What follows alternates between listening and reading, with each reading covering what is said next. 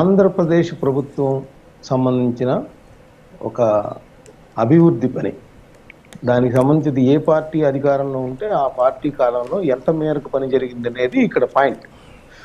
దాన్ని కొనసాగించారు. ఆంధ్రప్రదేశ్ ప్రజలకి ఒక మంచి ఆస్తిని అందించారు. అదేవిధంగా అభివృద్ధి పదంలో దూసుకెళ్ళడానికి అది ఆంధ్రప్రదేశ్కి ఏ విధంగా దోహదపడుతుంది, ఈ అంశాలనే మనం చూడాలి. కానీ ఇక్కడ ఏమవుతుందంటే అసలు అది ఎవరు తెచ్చారు, ఎవరు వచ్చారంటే ఇది వాళ్ళ సొంత జేబుల్లో ఎవరు పెట్టేది కాదు కదా. అది ఖచ్చితంగా ఆంధ్రప్రదేశ్ ప్రభుత్వం ప్రజలు ఎవరినైతే ఎన్నుకుంటారో, ఏ పార్టీని అయితే ఎన్నుకుంటారో ఆ పార్టీకి సంబంధించిన పాలకులు వాళ్ళ ఆలోచనలకు తగ్గట్టుగా దాన్ని అభివృద్ధి పదంలోకి తీసుకెళ్ళటం అనేది వాళ్ళ బాధ్యత. ప్రజలు అందుకనే మిమ్మల్ని మీ మీద విశ్వాసం ఉంచి మిమ్మల్ని గెలిపించేది. సో ఇప్పుడు మీరు చెప్పిన భోగాపురం ఎయిర్పోర్ట్ అయితే 2015లో దీనికి అంకురార్పణ జరిగింది. ఎందుకు జరిగింది అంటే విభజన అనంతరం మనకి ఒక విమానాశ్రయం, అంటే నిజానికి అది నేవీకి సంబంధించి విమానాశ్రయంగా చెప్తాం మనం. కమర్షియల్కి సంబంధించిన ఎయిర్ క్రాఫ్ట్స్ అన్నీ కూడా ఏమన్నా నడవాలంటే వాళ్ళ పర్మిషన్స్తో నడుస్తాయి, కానీ పరిమితంగా ఉంటాయి అన్నమాట అక్కడ అవకాశాలు. సో ప్రత్యామ్నాయంగా ఒక విమానాశ్రయం అవసరం అనేది ఆ రోజు చంద్రబాబు నాయుడు గారు ఆలోచించిన పరిస్థితి. సో అప్పుడు అశోక్ గజపతిరాజు గారు విమానయాన శాఖ మంత్రిగా ఉన్నారు. దానికి సంబంధించి 3 చోట్ల శ్రీకాకుళంలో కానీ, విజయనగరంలో, విశాఖపట్నంలో, ఇక్కడ నా దగ్గరలో చూస్తే అక్కడ భోగాపురం అనేది అనువైన ప్రాంతంగా ఆ రోజు వాళ్ళు నిర్ణయించిన దాని మీదట దానికి సంబంధించిన అనుమతులకి సంబంధించి కానీ, దానికి సంబంధించి కేంద్ర ప్రభుత్వంతో మాట్లాడటం కానీ అవన్నీ కూడా జరిగిన పరిస్థితి.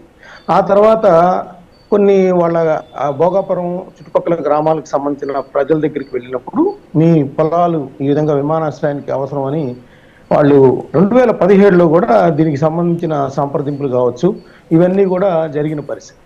సో అక్కడ రైతులందరూ కూడా కొంతమంది వ్యతిరేకించారు. అసలు ఇక్కడ మా పొలం తీసుకుంటే మా జీవనోపాధి పోతుంది, సో దానివల్ల మాకు అన్యాయం జరుగుద్ది, మా ఉపాధి మాట ఏంటి, మా పిల్లల మాట ఏంటి అని అన్నప్పుడు అప్పుడు ప్రభుత్వం చెప్పింది, ఇట్లా విమానాశ్రయం రావడం వల్ల మీకు ఉపాధి కూడా జరుగుతుంది, అక్కడ వచ్చే ఉద్యోగాల్లో మీ పిల్లలకు కూడా ఇస్తాము, అదేవిధంగా ఎక్కువ రేటు 2013 భూసేకరణ చట్టం ప్రకారం కూడా వాళ్ళకి ఎక్కువ నష్టపరిహారం కూడా వచ్చే అవకాశం ఉందనేది నచ్చజెప్పిన పరిస్థితి. సో దాదాపు అక్కడ చూస్తే 23 లక్షల నుంచి 36 లక్షల వరకు ఎకరానికి కూడా సంప్రదింపులు జరిగింది. అప్పుడు ఏమైందంటే ఆ రైతుల ఆందోళన దృష్టిలో పెట్టుకుని జగన్మోహన్ రెడ్డి గారు అక్కడికి వెళ్ళారు. అక్కడికి వెళ్ళి సభలు సమావేశాలు జరిపిన సందర్భంగా రైతుల డిమాండ్లు ఏదైతే ఉందో ఆయన అప్పుడు చెప్పారు, మీకు గనక అన్యాయం జరిగితే నేను ఒప్పుకోను, అసలు ఈ విమానాశ్రయాన్ని కూడా ఆపేస్తాను, అసలైనా విశాఖలో ఉన్న ఎయిర్పోర్ట్ అనేది ఈగలు దోరుకుంటా ఉన్నారు, ఇక్కడ ఇంకో దానికి అవసరం కూడా లేదని ఆయన కేరళ, చెన్నై, ముంబై ఈ యొక్క విమానాశ్రయాలు ఎంత విస్తీర్ణంలో ఉన్నాయన్నీ కూడా సోదాహరణంగా వివరించిన పరిస్థితి. సో ఆ తర్వాత 2019 ఎట్టకేలకు కొంత భూసేకరణ అయ్యింది.